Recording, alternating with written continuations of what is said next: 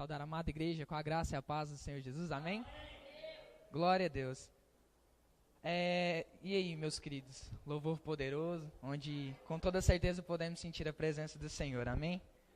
Fico muito feliz com essa oportunidade de estar ministrando a palavra, de estar trazendo a palavra do Senhor, aquilo que Deus tocou no meu coração, em meus momentos com o Senhor, e eu espero que, de verdade, o Senhor possa estar tocando no coração de cada um, que cada um possa estar recebendo, né, essa mensagem, não como a mensagem do Vinícius, mas como a mensagem de um Deus todo-poderoso, um Deus que quer o melhor para a nação dele, né, que quer o melhor para o povo dele. Meus queridos, eu estava pensando, sabe, em algumas coisas da nossa vida, e que muitas vezes nós não estamos pensando, nós não estamos refletindo nas nossas palavras. Na nossa vida, quando nós somos crianças, nossa mãe, nosso pai, enfim, pessoas mais velhas, quando falamos algo de errado, o que elas fazem? Elas nos corrigem, certo?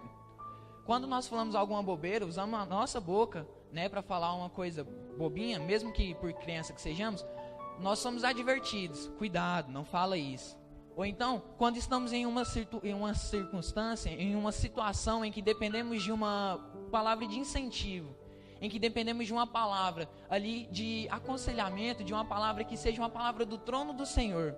Aí a pessoa vem, se levanta e frustra os seus sonhos, a pessoa vem e se levanta com uma palavra totalmente contrária e te deixa impossibilitado de vencer, te deixa impossibilitado de ao menos tentar, né, ultrapassar aquela barreira que é a qual você está enfrentando. E, irmãos, a palavra do Senhor nos revela que a nossa palavra, a nossa boca, ela tem um poder enorme. A palavra do cristão, a palavra daquele que verdadeiramente segue a Cristo, ela tem um poder extraordinário. Seja para abençoar uma pessoa, seja para amaldiçoar uma pessoa, seja para reverter uma situação ruim para uma situação boa, ou seja para reverter uma situação boa para uma situação ruim. Enfim, irmãos, nossa palavra tem muito poder. Quantos aqui já não ouviram de seus pais, ou de suas mães, ou de alguém, uma palavra de repreensão, quando você falou algo que não devia? Todos nós, amém? Irmãos, eu acredito assim, que todos nós, né, podemos olhar no fundo dos olhos do irmão que está ao seu lado, né, no nosso lado, né, e declararmos para ele e adverti-lo: cuidado com suas palavras, amém? Nós podemos fazer isso. Então, por favor, que olhe para o fundo dos olhos do seu irmão e com toda a intrepidez, com toda a ousadia, diga: cuidado com suas palavras. Diga mais um pouquinho ainda: suas palavras têm poder. Aleluia, glória a Deus. Irmãos, só ressaltando isso que a gente está comentando sobre as nossas palavras. Irmãos, todos sabem, né? Todos podem ver também que eu sou um pouquinho grande, né? Eu tenho 15 anos, eu tenho 1,88 m, né? Um pouquinho alto. E o que acontece, irmãos? Eu tenho uma dificuldade a mais quando eu vou sacar meu dinheiro. Porque quando a minha empresa deposita o meu dinheiro, eu tenho que sacar ele por meio da leitura biométrica. Só que a maioria dos caixas eletrônicos, o lugar para colocar a mão é muito pequeno, tá? Vamos colocar assim, né? Minha mão que é grande não, é o lugar que é pequeno. Então, eu tenho uma dificuldade enorme. E no culto passado eu estava vindo, fui lá e falei assim: nossa, Hudson, eu quero retirar tal quantia do meu salário para que eu tire o dízimo, para que eu faça isso, para que eu faça aquilo, e se tiver comunhão, para que nós tenhamos condições para ir para essa comunhão. E eu falei: Hudson, eu tenho um medo, cara, porque você sabe que é difícil para mim. E ele foi lá e falou assim: cara, em nome de Jesus esse negócio vai dar de primeira. Aí eu embarquei na fé do Hudson, embarquei na palavra do Hudson. Eu falei: amém, glória a Deus. A gente chegou no caixa eletrônico e parou a glória do nome do Senhor Jesus. Deu tudo certo, de primeira, graças a Deus. Amém? Irmãos, eu peço que, por favor, abram as suas Bíblias em 2 Samuel, no capítulo 12.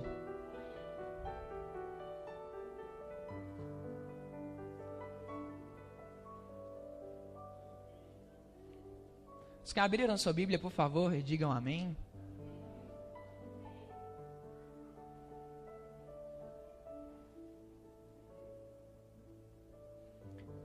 Glória a Deus.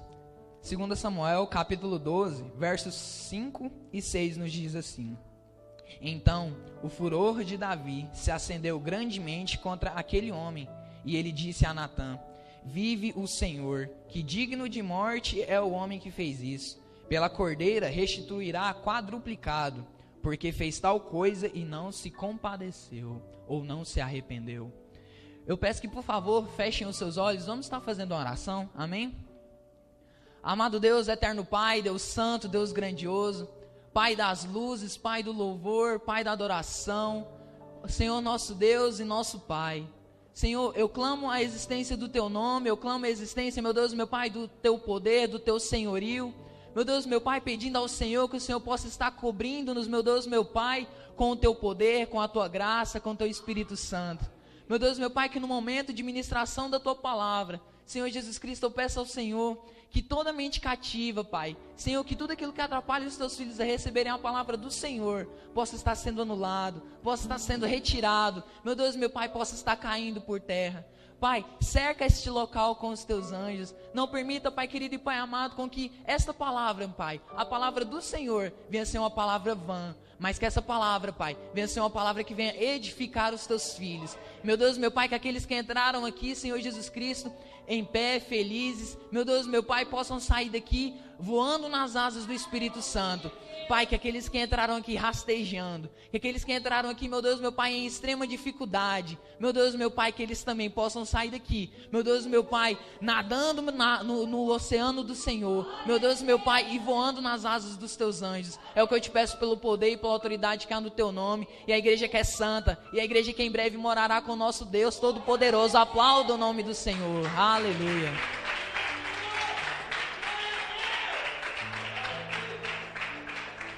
Irmãos, 2 Samuel, capítulo 12, no verso 5 e 6, nos diz a respeito de um homem que foi um homem grandioso, que eu acredito que foi um dos maiores homens da Bíblia, né? Uma das pessoas que ganhou um status, que eu creio que cada um de nós, ou sendo homem ou mulher, queria um status desse. Ser conhecido como homem, ser conhecido como mulher do Senhor. Quantos aqui querem um status assim? Então dá uma glória a Deus. Amém, glória a Deus. Irmãos, você ser reconhecido, você ser respeitado e você ser temido pelo povo adversário, porque você é um homem segundo o coração de Deus. O quanto isso é grandioso, não é? O quanto isso é poderoso. Davi tinha isso ao lado dele. Davi tinha ele tinha esse status, ele tinha essa vantagem. Davi, ele foi um homem tão grandioso, um homem que Deus o ergueu de uma coisa simples, de um lar simples. Ele não era de uma família grandiosa, ele não era dos primogênitos de Saul, porque bem sabemos que naquela época, para que o rei pudesse ali tomar o trono, que era dele por direito, ele teria que ser um primogênito. Mas Davi assim não fez. Na história de Davi, desde o princípio, nós podemos retirar grandiosíssimas qualificações de Davi, grandiosíssimas lições de vida. Você quer um exemplo de uma lição de vida? É, por exemplo, quando o profeta Samuel vai de encontro à família de Davi. E ali já retiramos uma lição que o Senhor não escolhe, né? Não vê como os homens vê a força, vê o tamanho, vê a altura, vê tudo de exterior. Mas que o Senhor, Ele vê o nosso coração. Ele viu em Davi um coração grato, Ele viu em Davi um coração que verdadeiramente buscava adorar o nome do Senhor. Amém? Seguindo, quando Davi é ungido rei, quando Davi é consagrado rei e Saul descobre isso, Davi, ele passa por aflições, ele passa por tribulações e perseguições do rei Saul. O rei Saul tenta matar Davi, mas Davi tem a oportunidade de matá-lo enquanto Saul ainda dorme. Daí retiramos outra lição de vida grandiosíssima, que nós não devemos levantar contra o ungido do Senhor. E meu querido, já aproveitando para liberar uma palavra, já que a nossa palavra tem poder, amém? Aqueles que se levantam contra vocês, para te deixarem para baixo, para deixarem vocês contra toda esperança possível, eu declaro no nome do Senhor Jesus Cristo, que é anulado, que é caído por terra, em nome de Jesus. Amados, continuando, Davi foi um homem que no primeiro Salmo 1, no capítulo 1, ele nos diz uma coisa grandiosa. Ele nos dá um conselho fabuloso, que é para não andarmos segundo o conselho dos ímpios e não nos assentarmos na roda dos escarnecedores. Salmo 23, Davi fala no capítulo 1, o Senhor é o meu pastor e nada me faltará. no verso 2, deitar-me faz em verdes pastos, enfim, guia-me mansamente pelas águas tranquilas, traz o refrigério sobre a minha alma. Ele exalta o Senhor de uma forma diferente, ele exalta o Senhor de uma forma que poucos naquela época exaltavam ao Senhor. Davi, no Salmo 51, ele fala ao Senhor que, Senhor, se possível, retira de mim tudo, minha saúde, a minha riqueza, tudo que eu tenho, Pai, mas não retira de mim o teu Espírito. Senhor, que eu seja o mais miserável de Israel, mas não retira de mim o teu Espírito, não. Um homem grandioso no Senhor, um homem que compadecer, um homem que com toda certeza Deus se alegrava do coração dele. Um homem justo, um homem íntegro, um homem reto. Salmo 91, Davi ele nos diz que, por mais que no Salmo 91, no verso 7, ele nos diz que caiam 1000 ao nosso lado, 10.000 à nossa direita, mas nós não seremos atingidos. Amém? E eu digo mais, né, que não somente 11.000 demônios caiam ao nosso lado, pode vir 12.000, pode vir 13.000, 100.000, pode vir o inferno inteiro, que se tivermos o Senhor Jesus Cristo ao nosso lado, meu querido, nós pegaremos ali o inimigo pelo chifre, arrastaremos ele onde nós estivermos seguindo, e nós iremos triunfar sobre ele, né? Quando nós marchamos, nós já tomamos posse de que a cada vez que nós marchamos, nós pisamos na cabeça do inimigo. É assim que declaramos constantemente, desde algumas conferências atrás, certo? Irmãos, Davi foi um homem grandioso, Davi foi um homem belo, né? A palavra do Senhor nos diz que ele era um homem bonito. E enfim, Davi, em toda sua majestade, ele foi um rei tão poderoso sobre Israel, que ele, durante 40 anos de seu reinado, ou pelo menos em um período contado de 40 anos, Davi não perdeu uma guerra. Davi, ele chegou perto de morrer. Davi, ele passou ali por um triz, quando quando os filhos de um gigante se levantaram contra Davi, e um desses gigantes possuía uma lança de 45 quilos a 50 quilos aproximadamente, e ali ia com toda certeza. A lança pesa pouco mais que eu, quer dizer, pouco menos que eu. E, irmãos, eu sou pesadinho, e a lança ia transpassar o Davi, com toda certeza. É algo afiado, é uma coisa usada para guerra, para machucar o seu amigo. Ou ninguém vai para guerra para alisar ninguém, né? Irmãos, Davi, esse mesmo rei, que durante todo o seu reinado não perdeu nenhuma guerra, durante todo o seu reinado ele passa a pegar a riqueza de outras nações. Não de uma forma errada, não roubando essas nações, mas sim porque o poder do Senhor estava com Davi, estava com a nação de Israel. Então Davi era um homem vencedor, e toda a batalha que Davi ia, como era de costume do povo, o povo que derrotava, a nação que derrotava a tribo perdedora, pegava ali os despojos, ou seja, as riquezas, os utensílios. E se tinha, no caso nós, como adoramos um Deus verdadeiro, quando a nossa nação, né, a nação de Davi no caso, ela triunfava sobre uma nação, sobre outra nação, eles com toda certeza quebravam ali os deuses que tinham boca, mas não falavam, que tinham olhos, mas não viam. E enfim, irmãos, Davi foi um homem grandioso, mas ele em seu palácio grandioso, ele ali com todo o seu poder, né, de homens, né, falando assim, ele era um homem poderoso. E ele ali vê uma mulher, não diferentemente da nossa época, né, a época de hoje, como existem ainda muitas mulheres formosas, muitas mulheres belas à vista, naquela época e na nação do Deus Todo-Poderoso também não vai ser diferente, vai ter mulheres lindas, vão ter mulheres formosas, maravilhosas, e enfim, Davi se apaixona por uma mulher. O nome dessa mulher é Batseba. Nome estranho, né, porque o povo daquela época tem tudo nome estranho. E irmãos, Davi se apaixona por aquela mulher, Davi ali coabita aquela mulher. A palavra do Senhor fala que Davi, ele se apaixona por aquela mulher de tal forma, que ele quer aquela mulher de toda forma possível para ele. Só que o problema é que aquela mulher é casada. O nome do marido dela, Urias, ele é o quê? Ele é um dos guerreiros do Senhor, da tribo do Senhor, da nação do Senhor. Durante as guerras, né, todo esse evento, todo esse acontecimento estava acontecendo durante uma guerra contra outra tribo, contra outra nação, contra a nação de outros deuses. E Urias estava guerreando, e Batseba ali estava se banhando, enfim, Davi se apaixonou por ela, e ele tem ali uma determinada dificuldade, porque Batseba começa ali a sua barriga crescer, ela percebe que está grávida, ela fala a Davi. E Davi passa, então, a ficar desesperado, porque ela é uma mulher casada com outro homem e ela está grávida de Davi. Davi, então, passa a arquitetar planos, passa a arquitetar projetos para tentar fazer com que Urias, para tentar fazer com que o povo, a nação de Israel, não descubra que Davi é o pai daquela criança. E o engraçado, ou melhor, o triste, é que Davi, cego, né, pelo pecado dele, Davi cego pelas atitudes errôneas dele, tentando corrigir os seus erros, ele chega a matar aquele homem. Ele arquiteta um plano para matar aquele homem. Um profeta naquela época chamado Natã, ele é levantado pelo Senhor. Natã, ele chega perante Davi e passa ali uma mensagem a Davi, uma parábola, como o nosso amado Senhor Jesus Cristo gostava de ensinar, por parábolas. E, irmãos, a parábola foi a seguinte: haviam dois homens, um extremamente pobre e outro extremamente rico. O homem que era pobre, ele só tinha uma ovelha. Daquela ovelha, provavelmente, ele tirava ali o seu sustento. Daquela ovelha, ele provavelmente tirava ali tudo aquilo que ele precisava, né? Pegava as lãs dela para se aquecer durante o frio e coisas do tipo. E o outro homem rico, ele tinha muitas ovelhas. A palavra nos diz que ele tinha muitas ovelhas.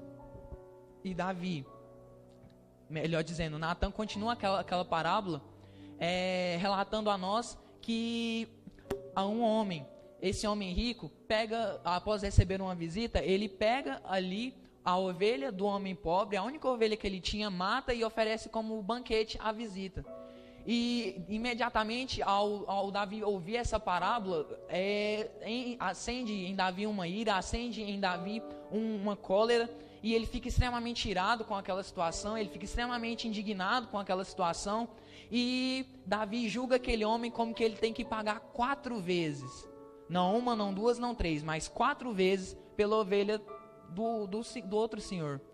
Só que a palavra do Senhor é revelada a Davi, e Davi tem ali o discernimento, Davi tem o entendimento de que aquela parábola se tratava de Davi. Davi, um homem segundo o coração de Deus, um homem que foi exemplo para toda a nação de Israel. Um dia passou por momentos de dificuldade, por momentos de tribulação, assim como todos nós.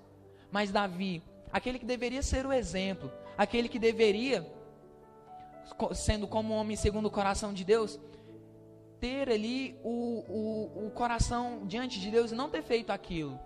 Mas bem sabemos que não temos condições de voltar atrás, e bem sabemos também que não podemos voltar no tempo. Davi também tinha esse conhecimento. E aquele filho em Batseba passa a ser gerado, aquele filho em Batseba passa a nascer, e a partir do momento que a criança nasce, vem sobre ela uma tremenda doença, vem sobre ela uma tremenda... deu algo na criança que ela iria morrer dentro de poucos dias.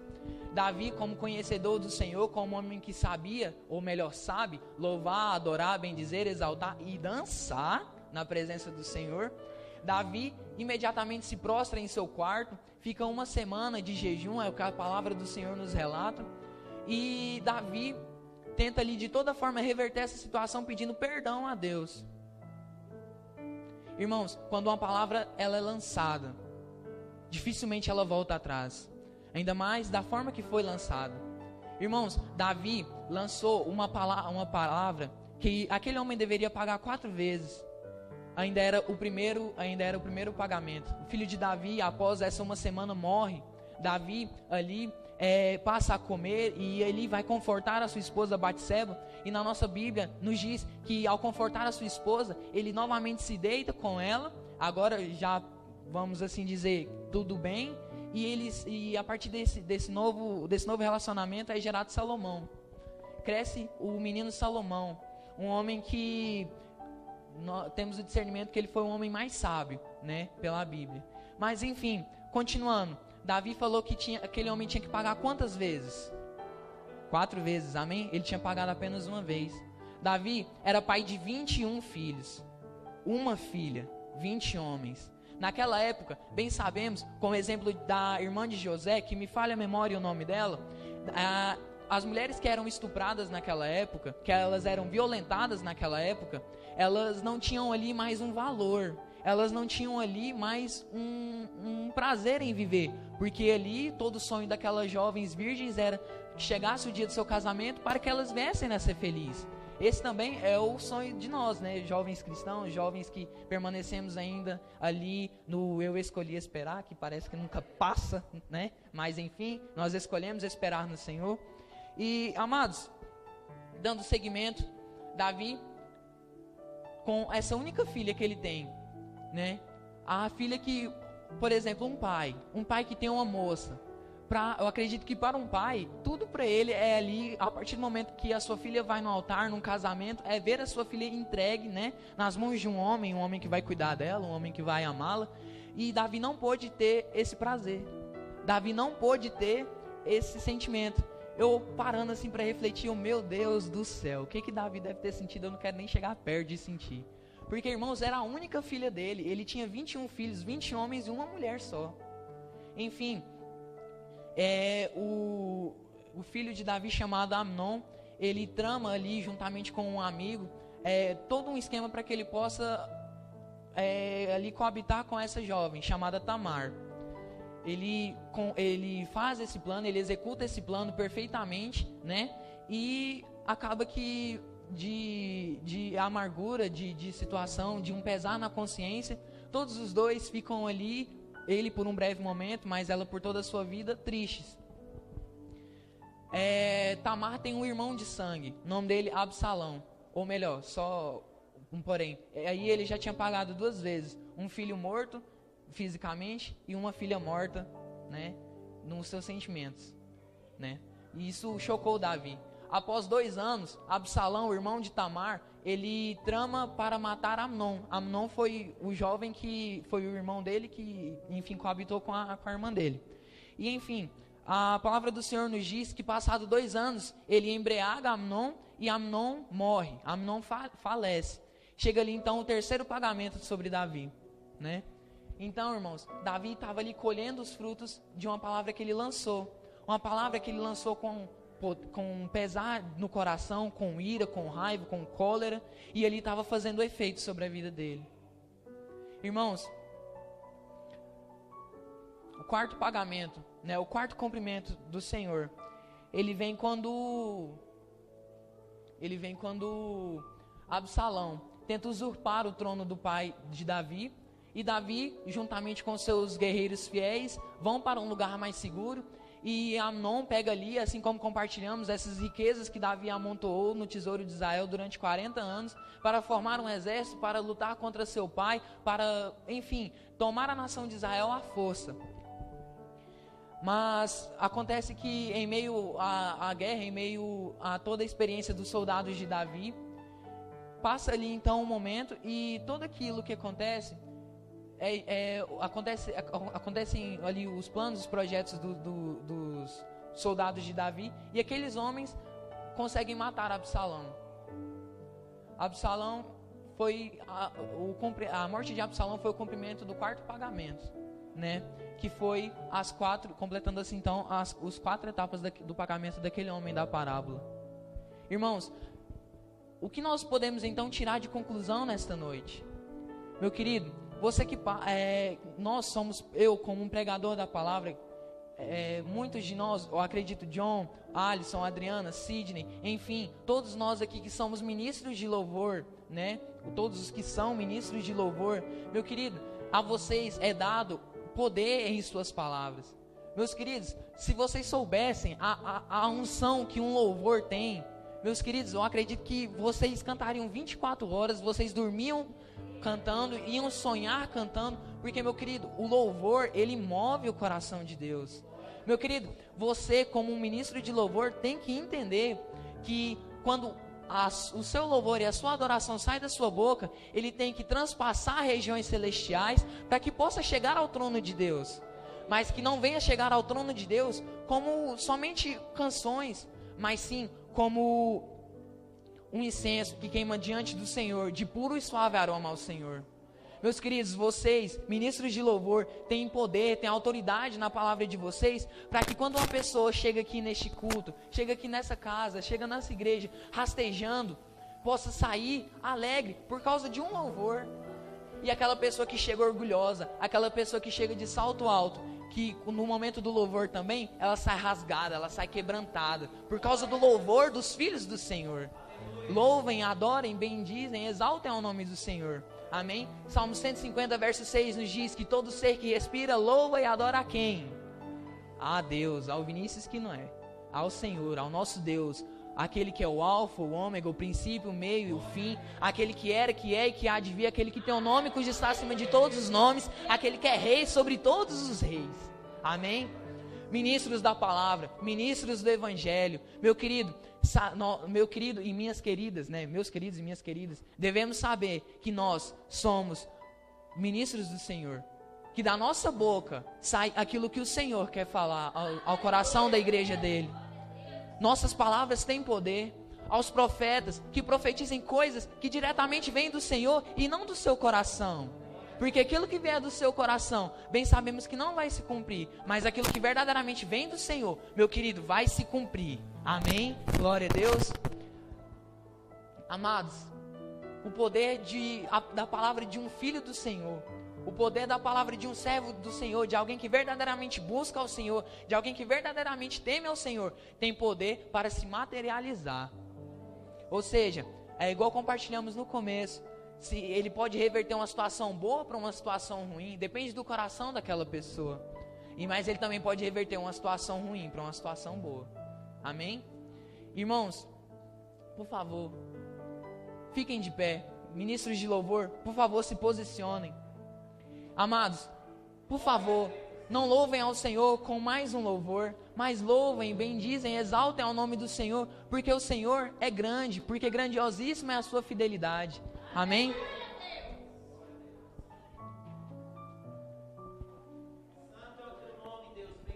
Amados, por favor, fechem os olhos de vocês, abaixem suas cabeças. Queridos, minha mãe, ela tinha um pastor na igreja quadrangular antes de mudarmos para o Guanabara. E esse pastor, em seu momento ali com o Senhor, ele se perguntava: Senhor, será que o Senhor não enjoa desses anjos que ficam ao seu redor, cantando santo, santo, santo é o Senhor dos exércitos? Será que você não se cansa? Será que você não se enjoa desse louvor?